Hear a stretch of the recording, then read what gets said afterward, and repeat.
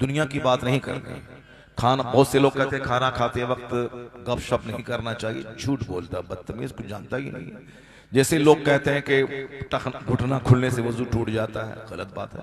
Sir से लेके पांव तक आदमी नंगा भी हो जाए तो भी वजू नहीं टूटेगा। घुटना ही खुलने की क्या बात है। अलबत्ता ये रही बात कि इस घुटने को दूसरों के सामने नहीं खोलना चाहिए, हराम है। दूसरों के सामने नहीं खोलना चाहिए, ये हराम है, ये हराम है। मुमकिन है कि हमारे बुजुर्गों ने इसी को गढ़ लिया हो कि इस हराम काम से बचाने के लिए ये कह दिया हो कि जो इसको खोलेगा वजू उसका टूट जाएगा, है कि नहीं। जैसे शौहर का नाम लेने से निकाह नहीं टूटता है, शौहर का नाम लेने से निकाह नहीं टूटता। वह एक दिन में 100 बार बोले कि मेरा शौहर कफील अंबर है, मेरा शौहर कफील अंबर है, मेरा शौहर कफील अंबर है, निकाह ही नहीं टूटेगा। अब जाहिर सी बात है, कफील अंबर की शादी में दिल चाहिए, बदन बहुत छोटा है आपका, दिल भी छोटा है। 2 शादी करने के लिए हिम्मत चाहिए, दिल चाहिए। वो तो इस 54 साल आदमी की तरह गुर्दा चाहिए, तब 2 शादी होती है। ऐसा नहीं होता। अल्हम्दुलिल्लाह मेरे पास 2 बीवी है। अब बिल्कुल कोई टेंशन, कोई लड़ाई नहीं। तुम शहर में रहो, तुम देहात में रहो, तुम मदरसा चलाओ, तुम घर चलाओ, कोई टेंशन नहीं। और जिस दिन टेंशन किया हम घर से भाग जाते हैं 1 महीना के लिए। जाओ लड़ते रहो, पैसा बंद, हुक्का पानी बंद, तुम लोग लड़ते रहो। और जब वह लोग लड़ती हैं, रोने लगती हैं कि पैसा चाहिए, पैसा चाहिए, लड़ाई तो नहीं करेगी, नहीं तो ठीक है चलो मैं अब आ रहा हूँ। बस यही तरीका है। मैंने तरीका सीखा ये पूना में एक आदमी से। एक आदमी बोला हमारे पास 2 बीवी। मैंने कहा कैसे चलाते हो घर। कहा जिस दिन ये दोनों आपस में लड़ने लगती हैं तो फिर मैं 1 हफ्ता के लिए घर से बाहर चला जाता हूँ, पैसा तक नहीं देता हूँ। उधर वो खाने को तरसती है, इधर ये तरस। जब दोनों फोन करती है, रोने लगती है कि आइए आइए आइए, तब मैं वादा लेके फिर घर आता हूँ। फिर जहाँ वो लोग 1 महीना ठीक रहा, फिर आपस में लड़ने लगे, फिर हम घर से 1 हफ्ता भाग जाते। तो उसके लिए जिगर चाहिए, सब की बस की बात नहीं है। अब शादी ब्याह वगैरह सब तो लोग करते ही रहते हैं, मगर सरकार की सुन्नतों के मुताबिक अगर काम होता है उसमें बेपनाह बरकतें होती हैं और बहुत सारी फजीलतें उसकी बरकतों के साथ वाबस्ता रहती हैं। अब जरा गौर से सुनिए मेरी बात। एक साथ खाने से क्या होता है आपको मालूम है, बरकत नाजिल होती है, नफरतों का खात्मा होता है, शौहर का एहतराम बीवी के दिल में होता है, बीवी की इज्जत शौहर के दिल में होती है। इसी मान सम्मान से घर चलता है। ऐसा नहीं कि मैं शौहर हूं तुम बीवी है, 2-4 तमाचा मारेंगे, हमारा तुम खाती है, हमारे घर में रहती है, नहीं होता ऐसा। वो अगर रूठ गए तो फिर आपका जीना मुश्किल हो जाएगा। वो अगर घर चली गई तो फिर आपका घर, करोड़ों का वो घर की दीवारें काटने दौड़ेंगी। अगर ये आपको अंदाज, सबको अंदाजा इस बात का होगा तो इसका मतलब है कि वो मेरी जरूरत है, मैं उनकी जरूरत हूं। तो फिर क्यों घर में परेशानी और बर्बादी का माहौल रहेगा। क्यों नहीं मुस्तफा की सुन्नत पर अमल हो ताकि घर की दीवारें रोजाना जन्नत की खुशबू मुझ तक पहुंचाती रहे। अगर वहां फिल्म चलेगी, अगर वहां गाना बजेगा, अगर वहां दुनियावी गुफ्तगू होगी, अगर नाच गाने की बातें होंगी तो फिर वहां शैतान आएगा। और शैतान जिस घर में डेरा डाल के रहता है उस घर से बरकतें खत्म हो जाती हैं। जिस घर में कुत्ता पाला जाए वहां रहमत के फरिश्ते नहीं आते। जिस घर में तस्वीरें लटकी हो वहां रहमत के फरिश्ते नहीं आते। घर में चूंकि आका इस्लाम एक बार जब नमाज ईद से फारिग होकर आए घर में तो देखा कि घर में एक पर्दा लगा है। सईदा आयशा ने पर्दा लगवाई तो हुजूर घर के अंदर दाखिल नहीं हो रहे थे। आका सरकार क्यों नहीं अंदर दाखिल होने का। तुम्हारे पर्दे में तस्वीर है, जहां तस्वीर हो वहां जिब्रील अमीन नहीं आते हैं, वहां फरिश्ते नहीं आते। उसको हटवा दिया गया। तब सरकार घर के अंदर दाखिल हुए। अपने घर में जहां तस्वीर हो वहां फरिश्ता नहीं आता है। चाहे वह तस्वीर पीर साहब की हो, चाहे वह तस्वीर अपने फकीर साहब की हो, चाहे तस्वीर वारिस पाक के नाम की कोई झूठी और गलत तस्वीर घर में हो, बरकत नहीं होगी। वहां बेजान चीज की तस्वीर जैसे नदी, नाला, डेजर्ट, माउंटेन, वैली, रिवर, ये सब है। सिर्फ मकान है, ताजमहल है, मस्जिद है, गुम्बद खजरा है, खाने काबा है, मज़ार पाक के गुम्बद की तस्वीर है। ये सारी चीजें जो बेजान तस्वीरें हैं वो ठीक है, लेकिन जानदार तस्वीर चाहे बिल्ली की हो, चाहे चूहे की हो, चाहे इंसान की हो, चाहे वली की हो, चाहे मौलाना की हो, चाहे पीर की हो, वो तस्वीर हराम है। उसको कभी मत तस्वीर खींचना अपने बच्चों की तस्वीर। हमें अफसोस उस वक्त होता है जब कोई ताजुल शरिया का मुरीद साहब बोलता है कि हुजूर एक तो सेल्फी लेने दीजिए, और फिर स्टेज पर बैठो तो वो उधर से मोबाइल घुमाता है, उधर से मोबाइल घुमाता है और बोलता मैं ताजुल शरिया का मुरीद हूँ। तो अफसोस है तुम्हारी अकल पर, ताजुल शरिया के मुरीद हूँ।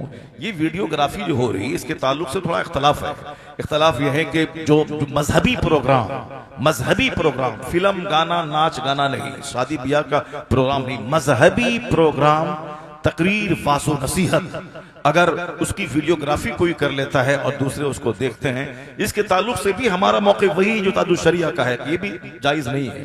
लेकिन चूंकि हमारे दूसरे उलमा का बड़ा तबका है, वो कहते हैं कि चूंकि तस्वीर नहीं है इसलिए से वीडियोग्राफी जायज है। चलो ये एक इख्तलाफी बात होगी, इख्तलाफ से मसला थोड़ा हल्का हो जाता है, मगर तस्वीर तो सबके नजदीक हराम है। चाहे मोबाइल से तस्वीर खींचे या हाथ से तस्वीर बनाए, वो तो हराम है। चाहे बीवी की तस्वीर हो या बेटे की तस्वीर हो या जिसकी भी तस्वीर हो, तस्वीर खींचना हराम है।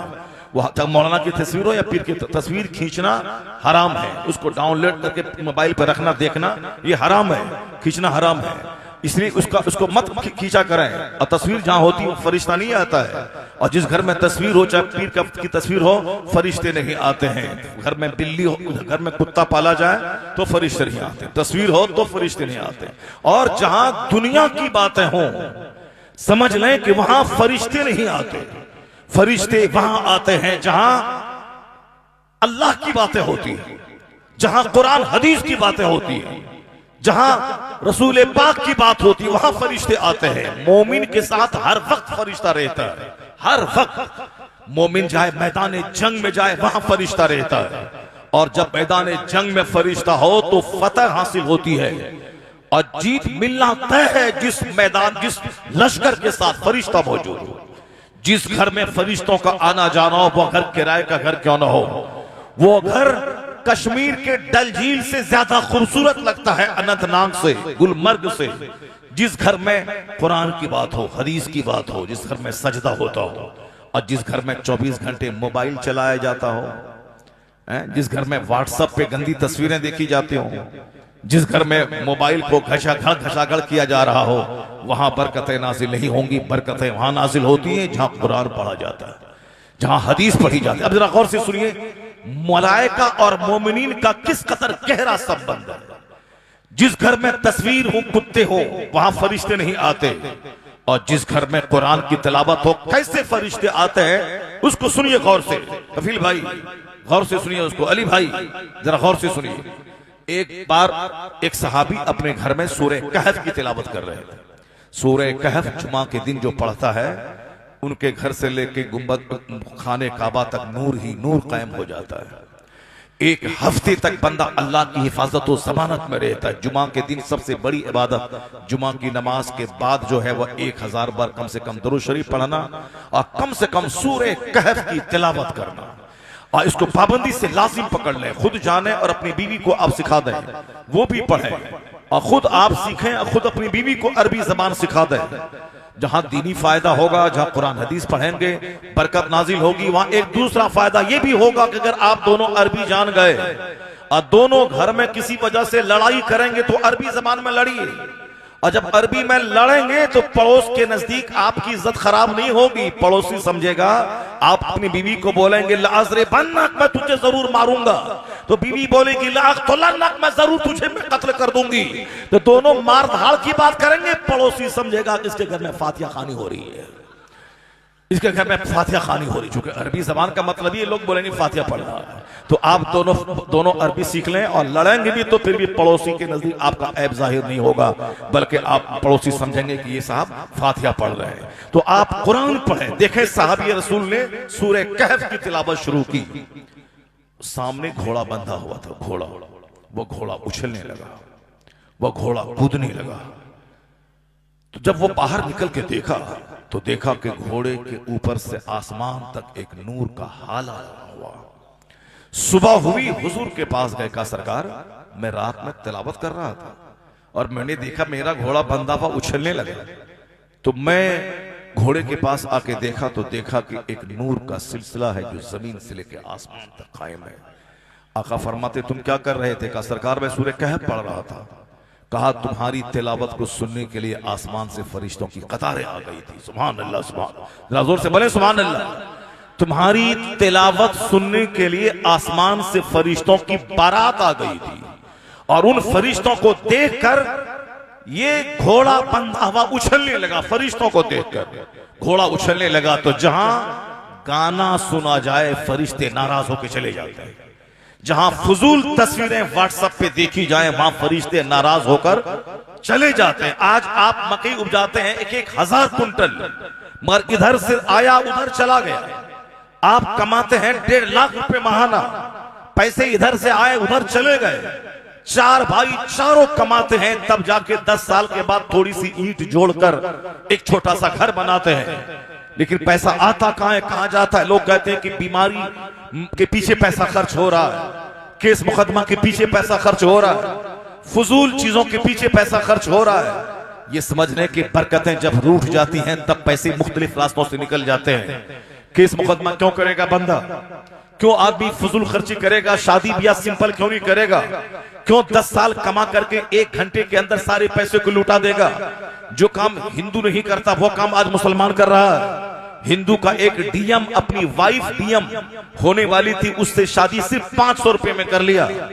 कोर्ट में जाके 500 रुपए की फीस जमा की और अपनी बीवी को गले में हार डाला।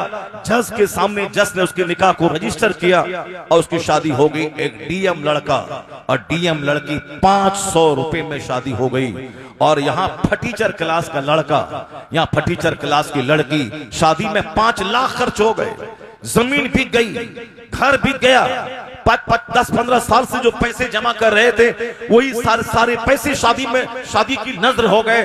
क्यों ऐसा काम कर रहे हो? खिलाफे पैगंबर कसे रह गुज़ीर के हर चीज पर मंजिल लखाहत रसीद। मुस्तफा के खिलाफ जो चलेगा कभी मंजिले मकसूद पर नहीं पहुंचेगा, क्योंकि अल्लाह ने सारी रहमतें, सारी बरकतें, सारी खुशियां, सारी अच्छाइयां मुस्तफा की गुलामी में रख दी है। जो मुस्तफा का गुलाम बने, मुस्तफा की पैरवी करे, कम कमाई में भी अल्लाह बादशाहों जैसी जिंदगी अता कर देगा। कि मोहम्मद से वफा तूने तो हम तेरे, ये जहां चीज है क्या लौहो कलम तेरे।